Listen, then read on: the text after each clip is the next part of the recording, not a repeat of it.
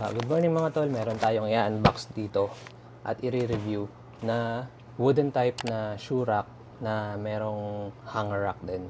So parang stante siya na merong sabitan ng mga jacket, bag, tsaka kung ano pa pwede nyo isabit. So nabili ko siya sa Lazada ng nasa 700, at least 700. So ito siya, ganito yung itsura niya. Ayan, nasa 667.78 na lang siya ngayon dahil naka-sale. So, dapat ganito yung tsura niya yan. Maganda kasi ito sa mga entryway na ng mga bahay na medyo masisikip ba, maninipis. Yung mga narrow entryway.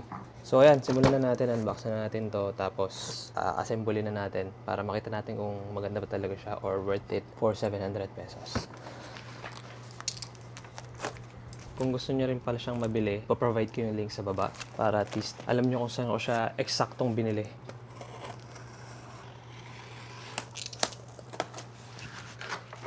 So, ayan. Ito yung ano niya. So, ano nga siya? Parang bamboo. Ayan. Kung makikita niyo, para talaga siyang bamboo. Pero parang bamboo nga. Kasi meron siyang mga ano. Di ba? Yung mga imperfections sa mga ano. Sa bamboo. Anong tawag doon? Ayan. Manipis lang siya. So, mga nakaganyan siya eh. Isa. Dalawa. Tatlo. Apat. Lima. So, ayan. 5 level pala siya. 5 palapag. So, ayan. Makikita niyo yung nipis niya. Ganyan lang siya. Tapos, syempre, itong nasa gitna, mas manipis. Pero kung bamboo naman to, medyo matibay na rin to. Okay naman yung kulay niya, parang wood din talaga. Ang kulay niya parang medyo light. Pero gusto ko talaga yung medyo dark na varnish eh, tulad ng kulay na ganito. So, ayan, meron tayong mga paa. At saka, yung frame sa sides, dalawa. So, ganito lang kataas yung stante. Tapos, merong ito yung feeling ko yung sa mga sabitan. Screws. At syempre, yung manual. Assemble na natin siya mga tol. At excited na rin ako eh. So, lahat pala ng screw niya mga tol ay Allen. So, kailangan gamitan ito. May libre naman siyang kasama na ganito eh.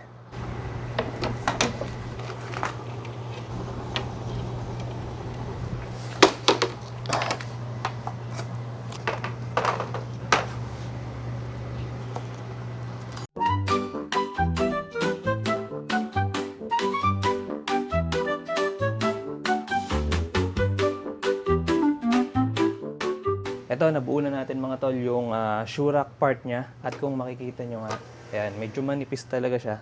So, hindi nyo siya pwede ipatungan dito ng sobrang bibigat. Feeling ko kaya naman dito ipatong yung mga full face helmet at saka mga bags. Pero pag yung medyo mabibigat na, hindi na pwede. Or kumbaga, pag marami nang nakapatong na mabigat, huwag nyo nang gawin dahil talagang hindi kakayanin. Unang-una, baka bumigay yung bamboo dito sa pinag-i-screwhan natin. Pero yung mga sapatos, kayang-kaya naman dahil magagana naman ang mga sapatos eh. Tapos, paalala lang sa paghigpit ng mga screw dito, huwag nyo masyado higpitan dahil may tendency na bumuka. Basta mahigpit na, okay na, yun lang. Buuin naman na natin yung sabitan na part.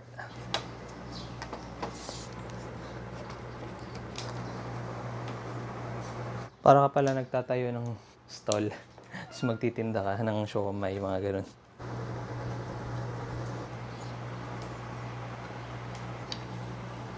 Ayan mga tol, nabuo na natin itong top part niya.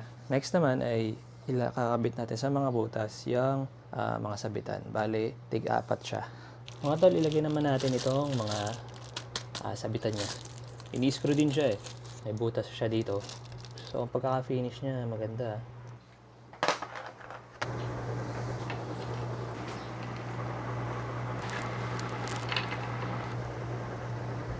Yan.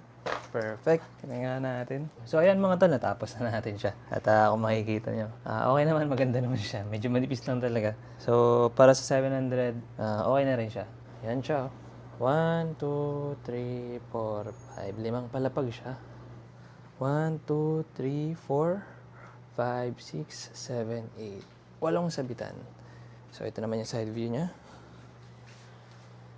Yan, kung makikita nyo.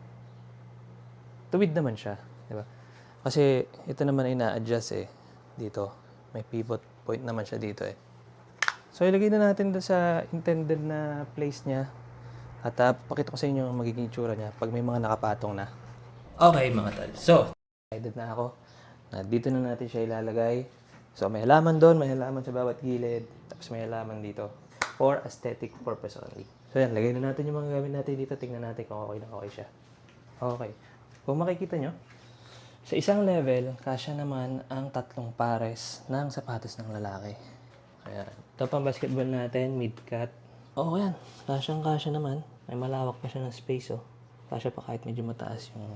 Ayan mga tol, tapos na natin siyang buuin at ayusin. At kung makikita nyo, maganda siya dito sa part na to ng ating walkway. Nilagyan natin siyang halaman dito, pati dito sa gilid para at least medyo magkaroon ng konting aesthetic. Overall review niya natin sa kanya, okay siya. Basta mga light na materials o mga bagay lang ang mga isasabit nyo at ilalagay nyo. Dahil medyo manipis talaga yung pagkakahoy nitong ating tante slash shurak slash sabitan ng jacket at slash sabitan ng mga bags. Para sa 700 pesos, worth the price naman siya. Kasi yung kahoy niya, yung pagkabambo niya, okay naman, medyo manipis lang talaga. Yung kulay, maganda rin. Kung gusto nyo rin siyang bilhin, magpo-provide ako ng link sa description kung saan ko siya eksaktong nabili.